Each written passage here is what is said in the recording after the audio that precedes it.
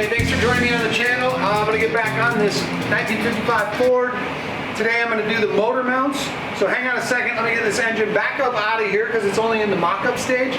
Double check a few things on the front end, then I can start to weld the motor mounts.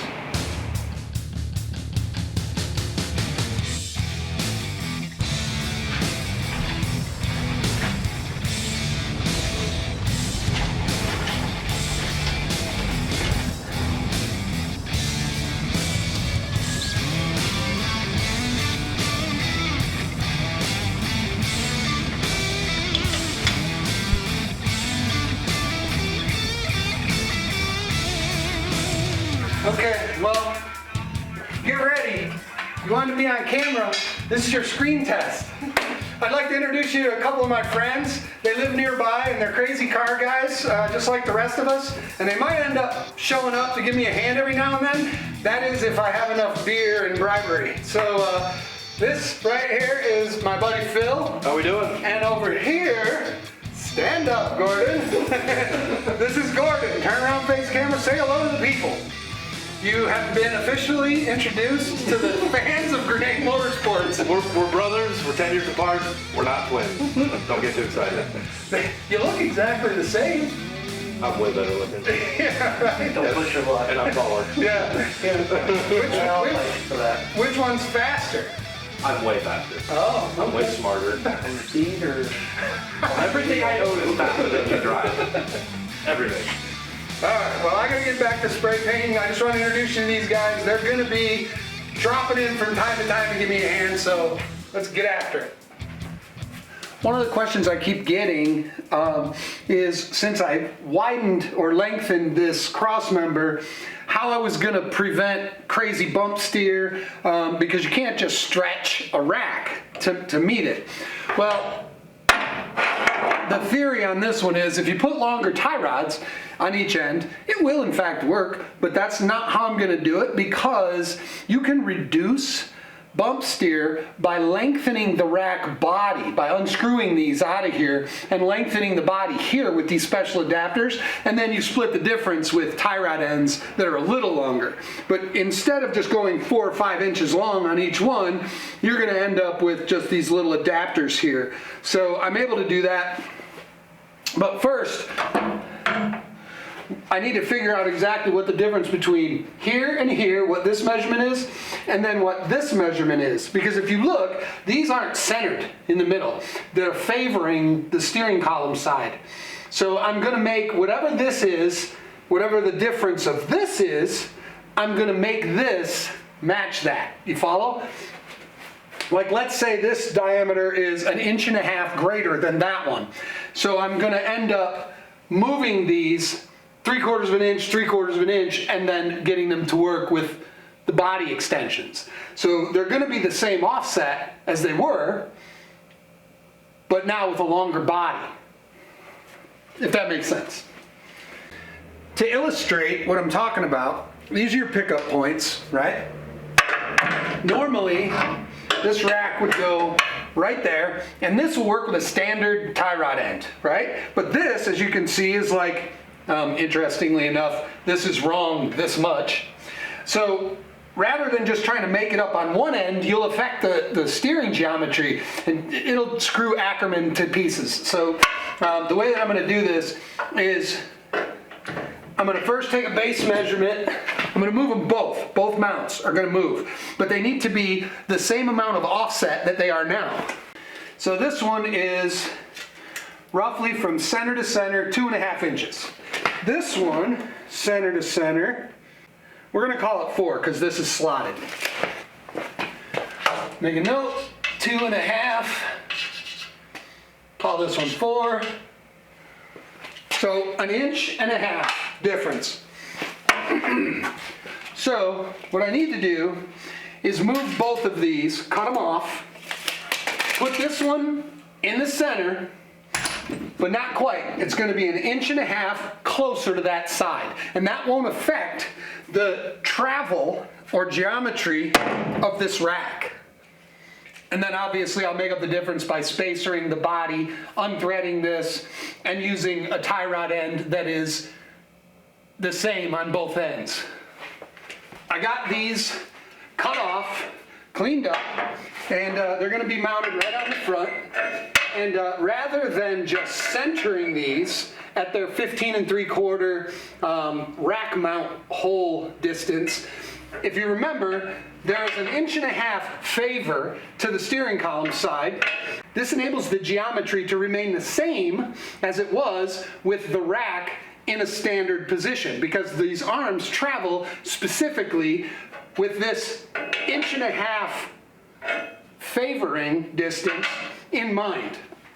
So I can't just put them wherever I want them and then make up the difference with tie rods, because you will screw with Ackerman. And Ackerman is the relationship to the wheels. If these are you looking down at your front wheels, Ackerman is when they turn, one of the wheels turns at a different radial arc than the other. And the reason for that is, just like a rear end on a car with a limited slip diff, when it goes around the corner, this wheel is spinning differently than this wheel. So the inside wheel spins at a different rate of speed, and that allows the clutches to slip, and that way you don't get chirping and hopping like if you had a welded diff or whatever. So the point being, you don't want to screw up your Ackerman, because if both your wheels turn exactly the same, the thing's going to push and drive like crap, and it's not even right. Now this isn't a race car, but it is going to be able to be driven hard, you know, and you want it to be right. You want it to return to center. You want to have fun with this thing. So that's the goal. And once I make these that favoring distance and also change the body of the rack with those spacers, this thing's gonna drive like a dream. So the next thing I gotta do is get these welded on, spray paint all this, and then grease up each of the fittings, put my front end back on, and I'll have steering. So just hang on a second and you're gonna see some magic happen.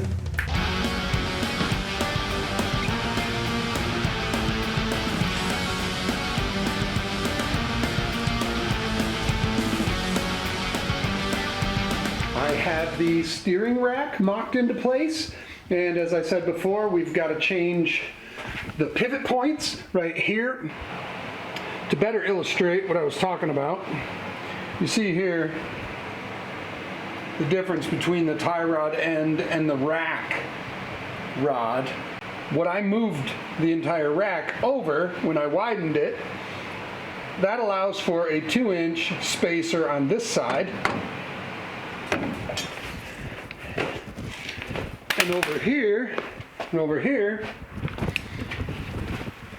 going to have a 2-inch and a 1-inch, and that's going to get us stock tie rods, stock geometry. The next thing I'm going to do is get these motor mounts bolted to the side of the block and hang the motor in position. But before I do that, I've got to get those trans tunnel bolts out of there and lift that trans tunnel plate, because I am going to have to change it a little bit. So right away, quick, let me pull the carpet out and unbolt those, and we'll be able to get the motor hanging.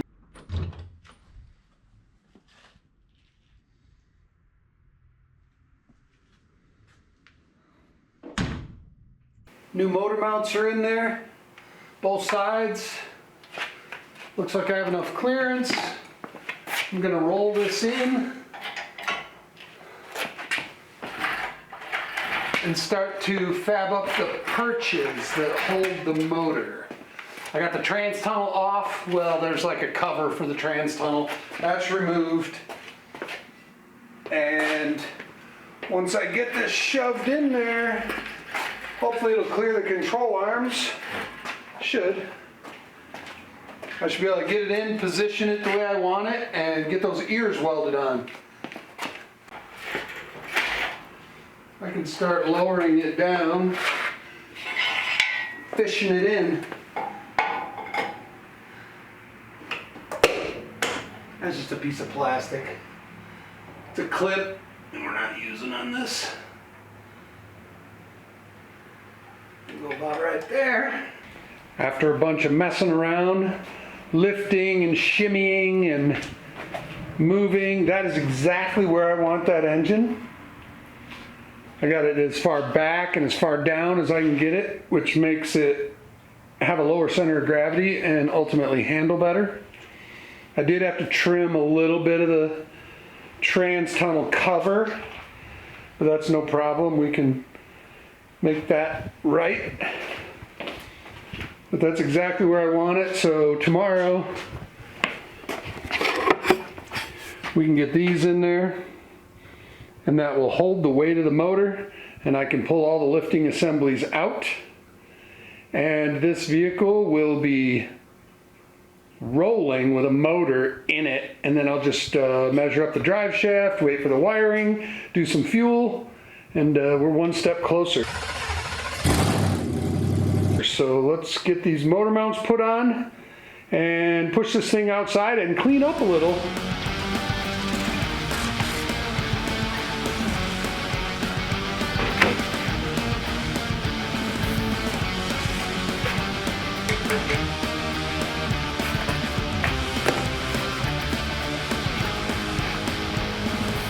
First run cardboard template. That'll get welded on and boxed in. Same on this side. Piece of cake. Whoa, where'd it go? Out there. Earlier when I was talking about Ackerman, I want to make sure that I'm making that concept clear. Ackerman is a steering. If you're looking down over top of these two wheels right now, picture that being this. The relationship of arc to the steering input on one wheel is different than the other. And the reason is, much like a rear end, where on a rear straight axle, if you take that axle and you turn it on an arc, the outside wheel rotates more than the inside wheel, because the inside wheel is traveling a shorter distance. So it just goes like this as it goes like that, and clutches inside of the differential do things, and that's another conversation. So in that same way of rotational force being delivered in an arc, that's what Ackerman is. And if you take both your wheels and go like this, exactly the same, you're going to have no Ackerman, none. And it really does affect the steering, and drift guys know this also with more Ackerman or less, and that's where it really came from. But suspension on the whole is a series of compromises. It always is. If you're talking race cars, Formula One, IndyCar, NASCAR, dirt, oval, right down to your basic crash 'em up derby. Suspension is nothing more than a series of compromises. To gain something in one area, you give up something in another area. So I learned all of this not from this job and not from the Bronco or any of the other stuff that I've done. I've learned this from no less than 5 chassis engineering books, where I literally sat down and read every single one. I made notes, I came out, I drew, I made wooden models to make sure that I understood, so there's a lot of history that goes into it. And I know some ASE mechanics are like, yeah, you should have just took the class, it takes 3 months. Yeah, it took me, 30 years, but 6 of one, half dozen the other. Anyways, suspension being a series of compromises to give something up. If you change your center of gravity, your CG on the vehicle, if you change that, it changes what's called the roll center. Like, there's all these concepts, and to gain something, you give something up. So I just wanted to make sure that I covered that and that it made sense the first time that I filmed it. So back to the build. So we've got everything roughed in. Motor mounts are done. It all worked out.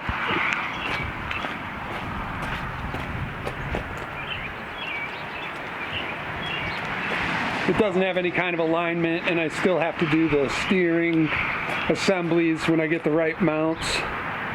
Like I said, I'm really happy the way this is coming out so far. There were some challenges, it was a little bit daunting first looking at the box of front suspension parts and exactly how I was going to make that work to this truck. And that came out amazingly well. And then to get the motor mounts on, and they're in position and they're welded on, and once I paint them black, it's going to be freaking sweet. But overall, I'm like super pumped. I walked past it a little bit ago and I went, man, that was tough. And then I thought back to what my buddy said when he first showed me this truck. He goes, yeah, but you like that sort of stuff. And I was like, yeah, okay, whatever, buddy. But the truth is, I do like it. That was a daunting challenge, but I'm very happy that I got it to work out. So I'm not sure where I have to look at all the footage and see where I've left off with this. before I film the next part. So let me check on this footage. Hang on a second. Once I sifted through all the footage, I realized I didn't film a proper closer for this video, but what I did do was film a bunch of other normal garage nonsense. So stick around and enjoy yourself. These tires are going on that car right now, and I'm going to do it by hand. And the surprise,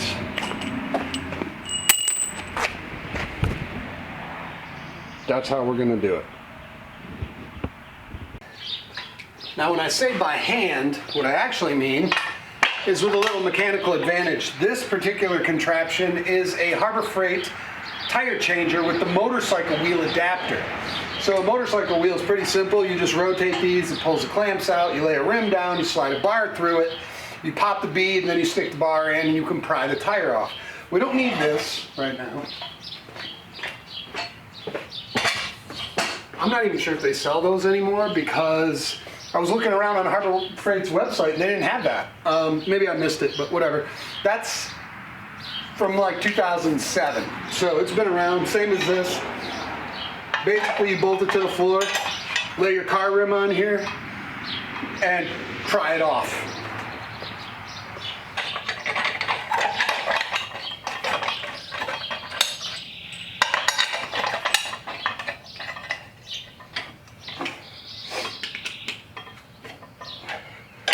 That's all you need.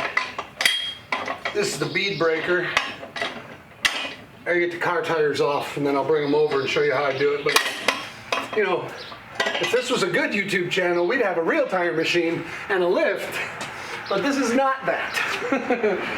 But it works, and I mean, yeah, they're not balanced. I do have a bubble balancer where I could balance them, but I'm not gonna do that. I'm just gonna get them on the car. I still have to do wheel bearings on this vehicle.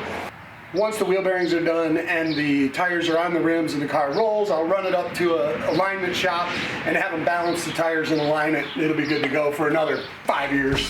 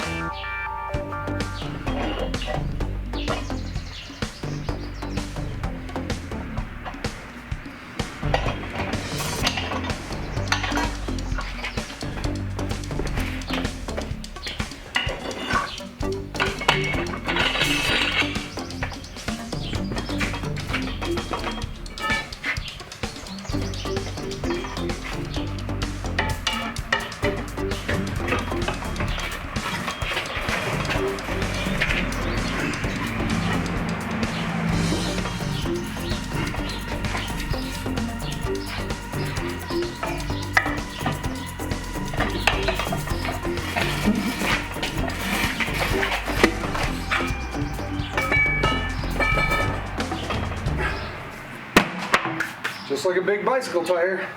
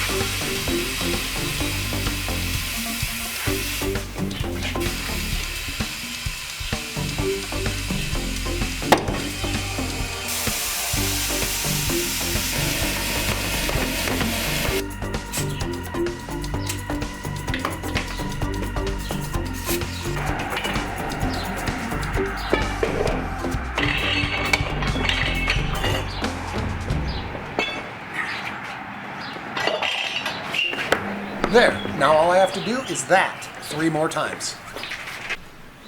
Now that I got those tires on, I got to do a bit of other maintenance to this thing. One of them being these upper control arms right there.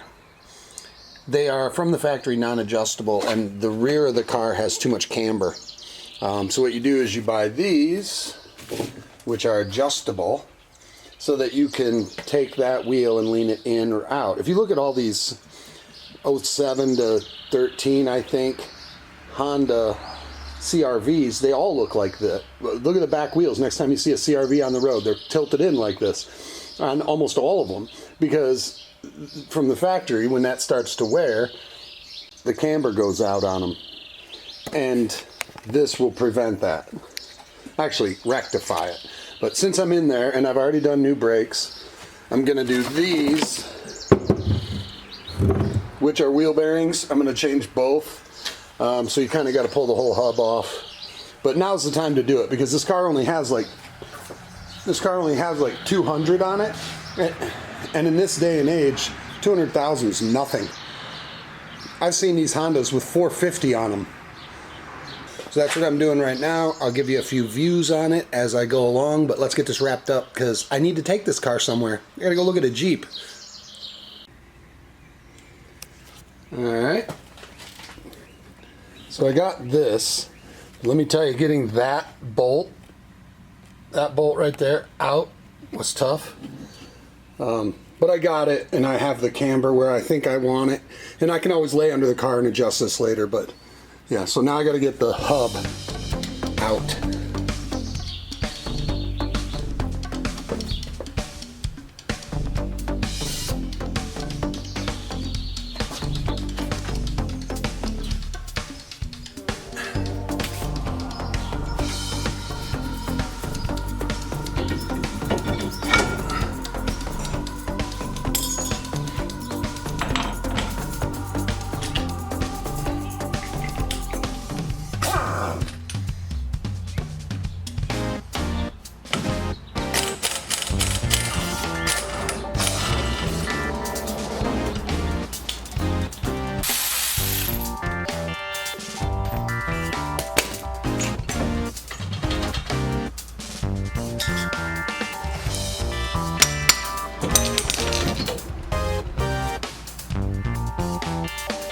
I was really hoping for that to be worse than that.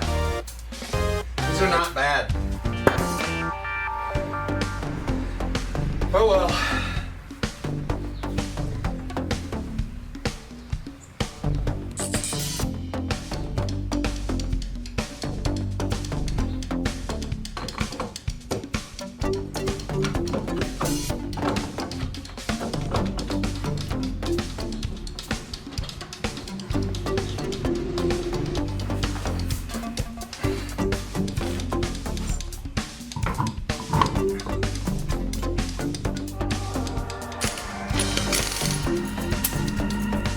So yeah, that took care of that camber problem.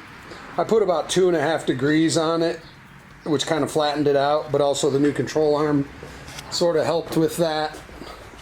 So they almost look dead flat, maybe even tilted out a little, but I'm going to watch the tire wear over the next day or so, and I'll know whether or not to tilt them in or leave them where they're at. But yeah, it drives much better. It's totally silent now, where before it was a howling monster. I still have a power steering pump that makes a bit of noise, which is right there. That's coming out. And I need to do these front brakes. So, 1 second. Okay, I corrected the camber on the rear wheels. I also did front brakes, ceramic drilled and slotted, because it needed them. And now it has tires, wheel bearings, the control arm camber deal. I also changed that power steering pump in there. So now, when you barely hear, you can barely hear it run. It's running. There, that's fixed. So yeah, that's it for your basic repair video today.